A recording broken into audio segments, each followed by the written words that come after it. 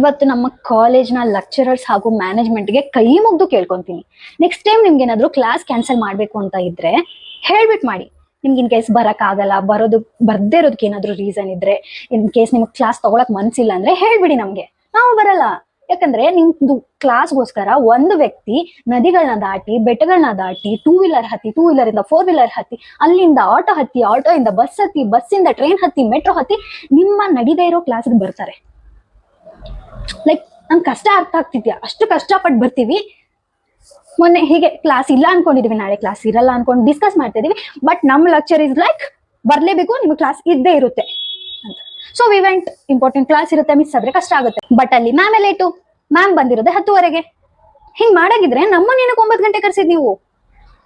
And ಇವಾಗ ಹೋಯ್ತು 2 period ಹೋಯ್ತು, ನೆಕ್ಸ್ಟ್ ಪೀರಿಯಡ್ ಕ್ಲಾಸ್ ಕರೆಕ್ಟ್ ಆಗಿ ನಡೆಯುತ್ತೆ ಅನ್ಕೊಂತೀವಿ. ಬಟ್ ನೆಕ್ಸ್ಟ್ ಮ್ಯಾಮೇ ಬಂದಿಲ್ಲ, ಲೇಟ್ ಅಲ್ಲ, ಕಾಲೇಜ್ಗೆ ಬಂದಿಲ್ಲ. ನಮಗೂ ಅಟ್ಲೀಸ್ಟ್ ನೀವು ಬರಲ್ಲ ಅಂತ ಹೇಳಿದಿದ್ರೆ ನಾವು ಬರ್ತಿರ್ಲಿಲ್ಲ. ನಾವೇನಾದ್ರೂ ಆಬ್ಸೆಂಟ್ ಆದ್ರೆ ನೀವು ನಮ್ಮ ಅಟೆಂಡೆನ್ಸ್ ಜೊತೆ ಆಟ ಆಡ್ತೀರಾ.